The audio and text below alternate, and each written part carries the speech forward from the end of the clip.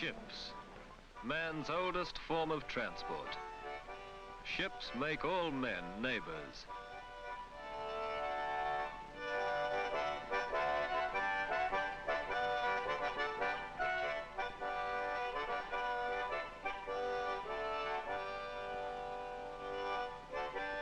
The rusting tramps and splendid liners that bear the products of the world's millions of laboring people.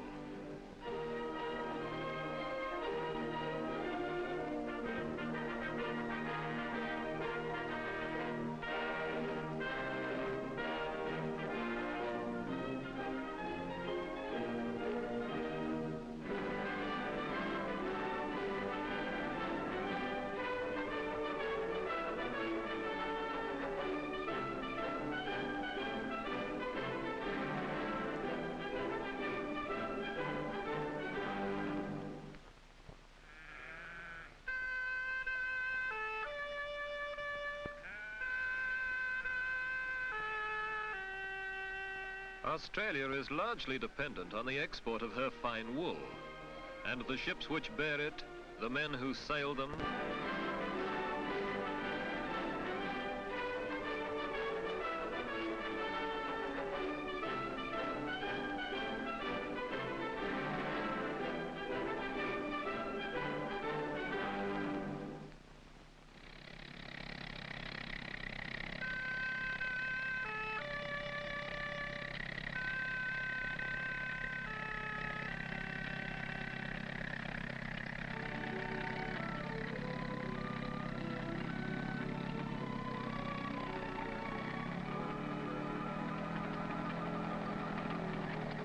from the labors of the men who till the soil springs the plentiful grain. Grain sorely needed in Europe and Asia.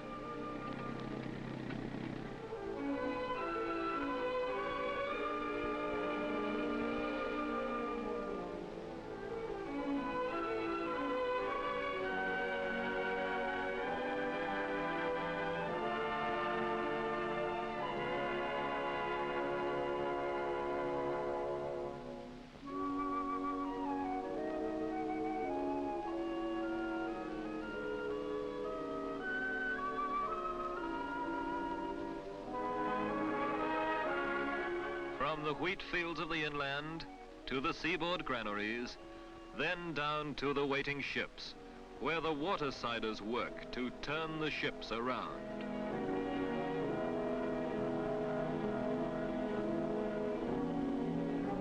Sweating below decks, handling the cargoes that meet the 1,001 needs of the community.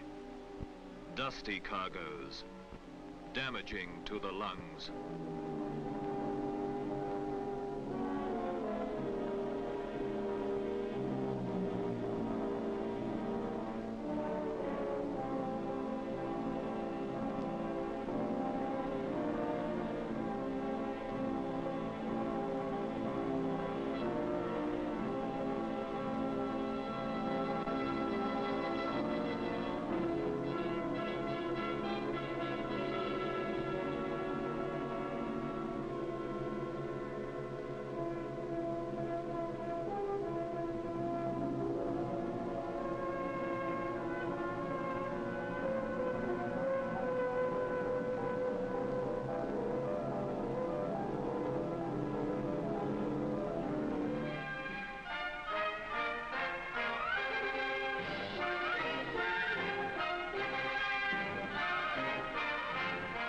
Sulfur from the Americas, for the manufacture of chemicals, the treatment of steel, for superphosphates to make soil fertile, indispensable to industry.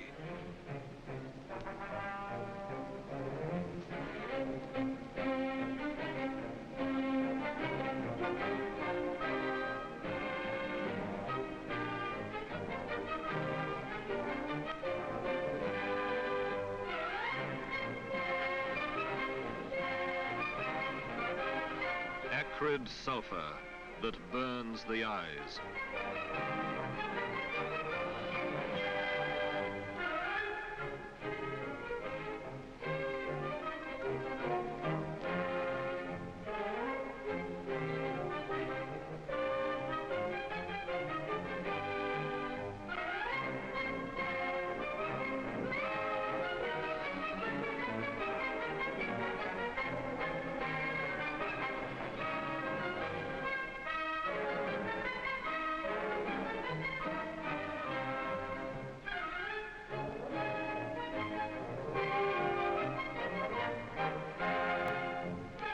timber and paper from the Canadian forests, fuel and machinery, food and textiles, 38 million tons in 1 year, stowed and slung by Australia's 24,000 waterside workers.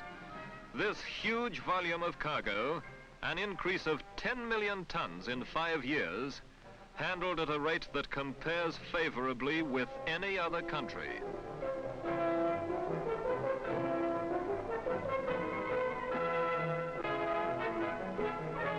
Industrial storm clouds hover on the waterfront. The industry, with its reputation of turbulence, seems beset by conflict and misunderstanding. Harsh and unfounded accusations from the daily newspapers and from the government are common.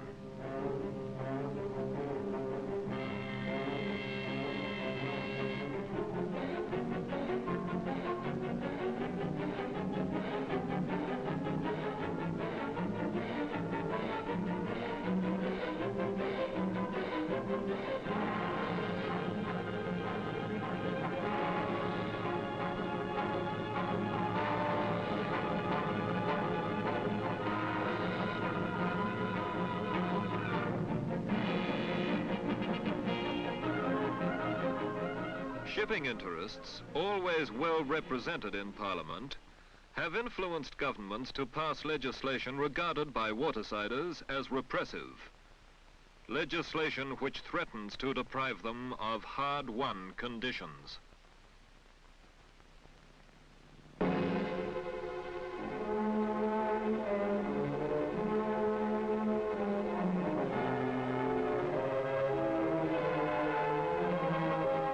Their reaction is spontaneous, and the form of their resistance the traditional one, a tradition born from struggles of the past.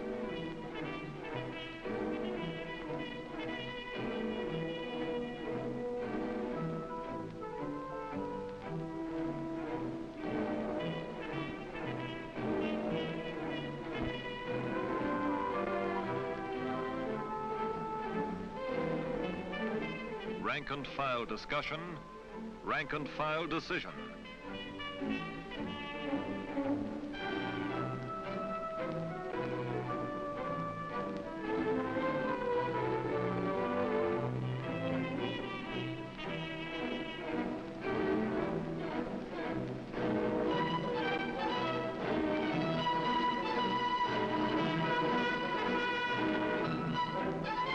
Why do these men take such action? Action that leaves their pay envelopes lighter and their tables short of food. To understand why, it is essential to understand the background of the industry. It is essential to know something of the bitter memories of the men who worked the waterfront's hungry miles. Memories of hardship and privation. Harsh memories of the 30s.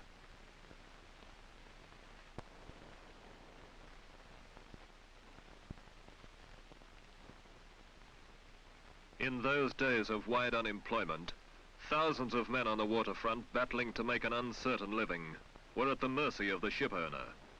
Methods of employment were degrading and inhuman. Lined up like so many cattle, worker was played against worker, unionist against non-unionist, and those who protested didn't get a job. You'll do, and you can fight like dogs for what's left.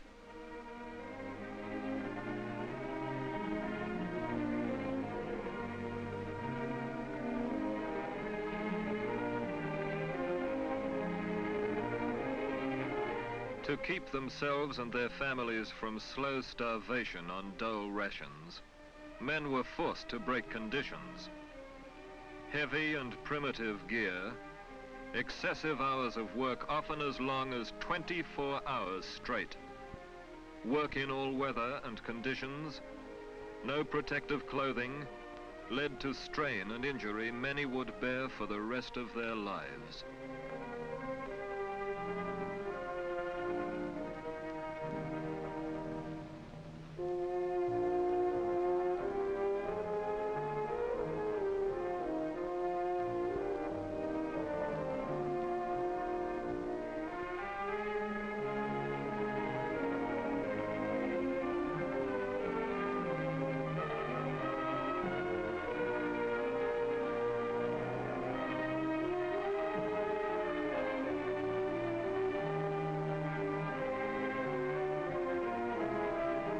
industrial fatigue and dangerous gear caused all too many accidents.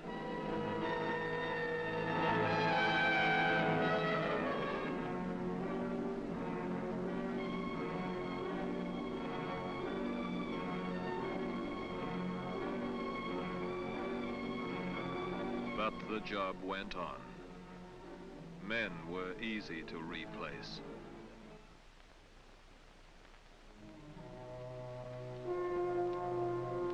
The depressed days of the 30s dawned with increasing hardship, bringing unemployment never before experienced in this country.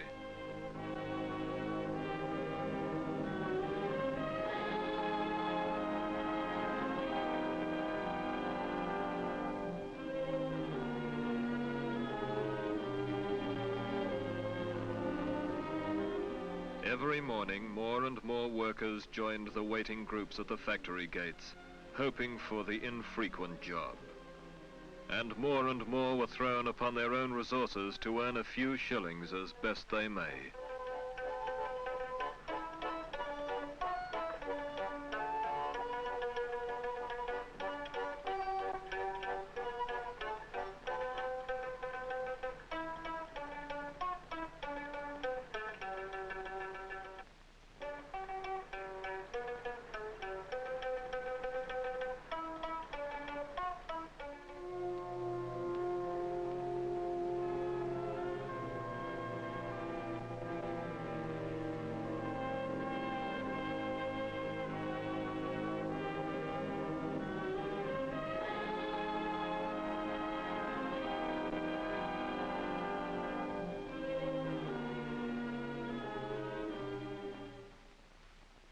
The evicted and the destitute found shelter under rusting iron, hessian and case timber.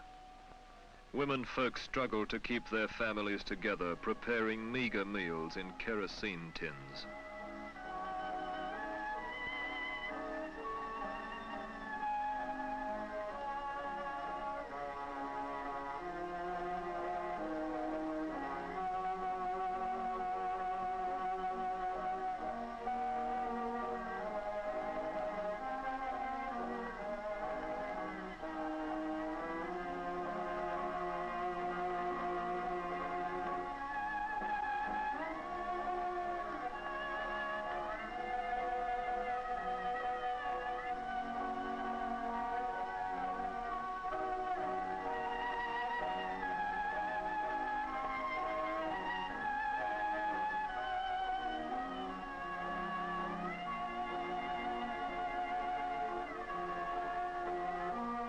The shame of dole queues in a land of plenty.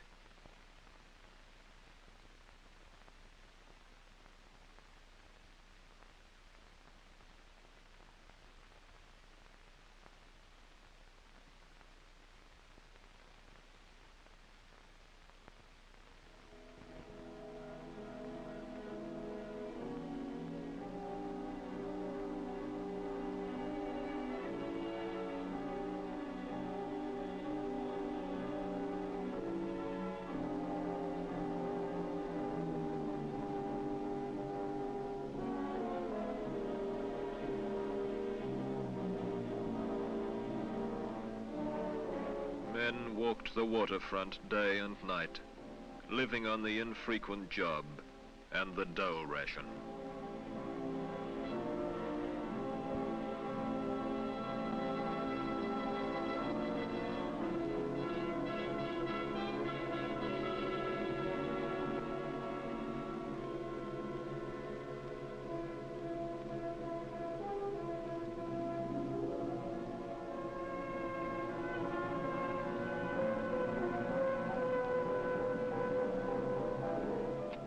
Huddled over fires, they waited through the night. And as though kindled by the sparks of their fires, the old spirit was emerging, the spirit of protest.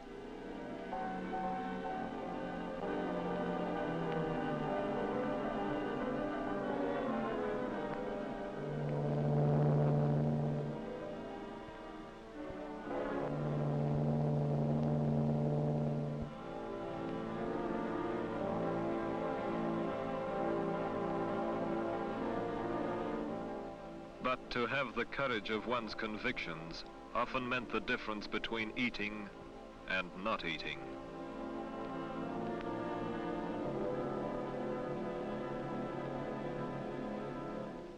Profits went on.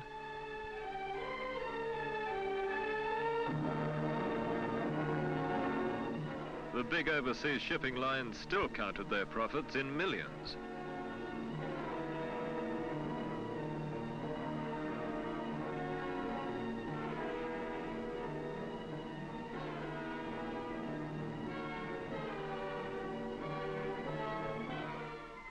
Luxury belongs to those who never lumped a bag of wheat, sweated in a sugar boat, or stowed a bale of wool.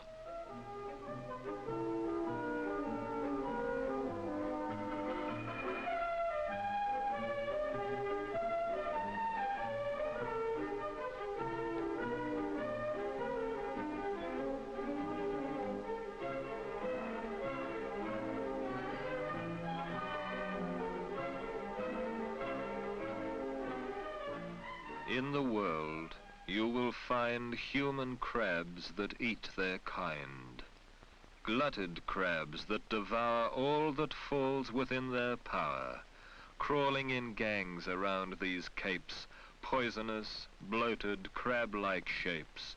And these horrid creatures, wet with the thick, unwholesome sweat, have most hideous banquets here on a poor, drowned mariner.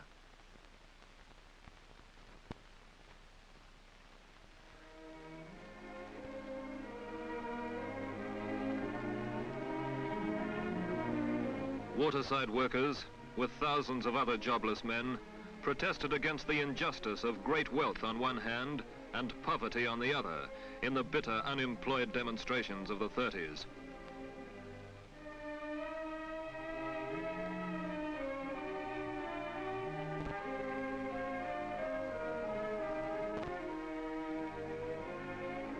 On the wharves, the Times gave rise to a growing awareness and pulled in their belts and began to ask the reason why.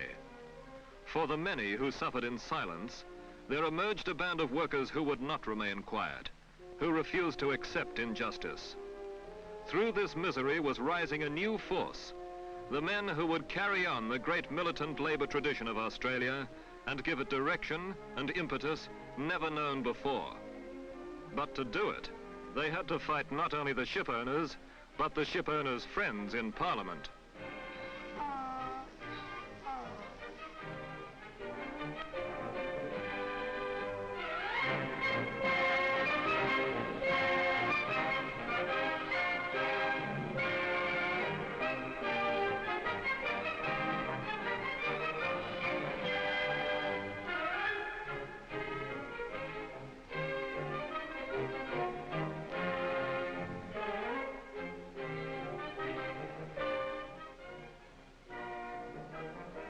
They found fighting leaders to match their fighting temper.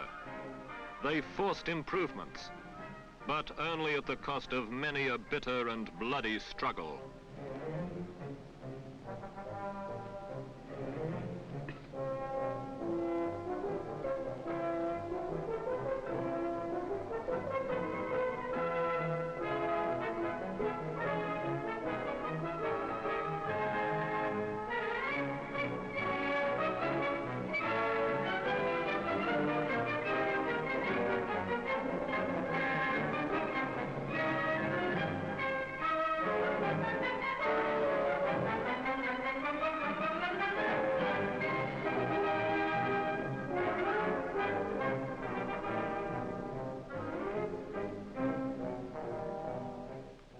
Today, the 24-hour shift is an evil memory.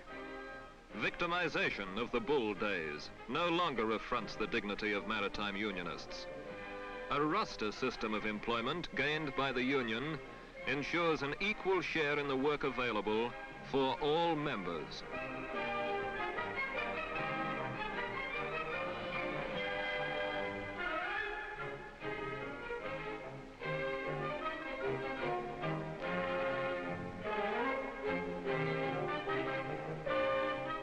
From the ranks of the waterside workers, came one of Australia's greatest trade union leaders, Jim Healy.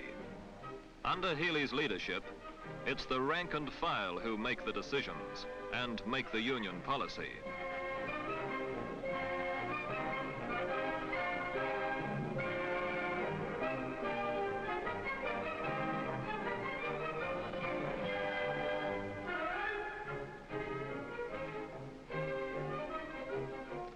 Today, an important part of union policy is to encourage the creative and sporting activities of its members. Lunch hour concerts are popular. They're leaving ship and station, they're leaving bench and fold, and following out from Melbourne to... Facilities are available for every member to learn painting and drawing, music and photography, and to take part in healthy sport.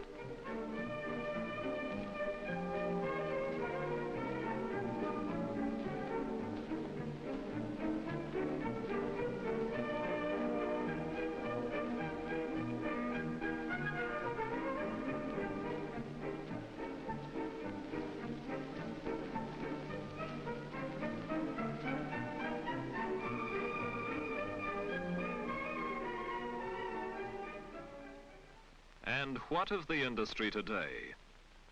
Antiquated wharves and obsolete gear, which delay cargoes and add to the cost of living, are still used by wealthy shipping companies in an age of mechanization and immense profits.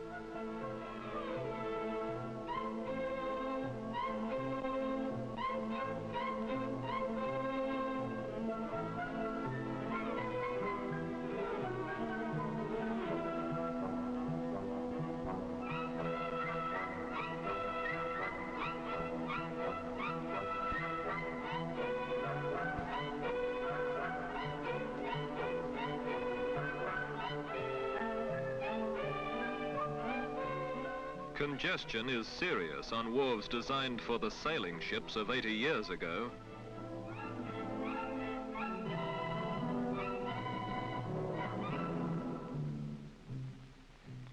Surely methods unchanged for 50 years must be replaced by efficient ones in keeping with the times. In the interests of the community, the immense profits of the ship owners must be investigated.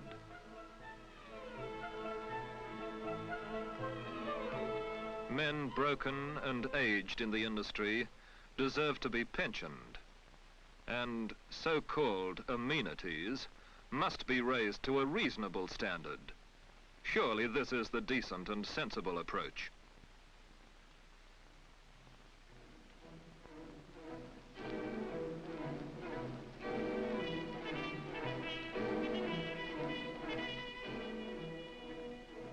The waterfront workers know that this great and essential industry must be revised to serve the people of Australia, not the lords of the overseas shipping lines. Like all other working men who understand the spirit of Eureka, they know they must unite to guard the conditions they have won at such cost, must struggle for better ones, and must meet any attacks with courage and strength.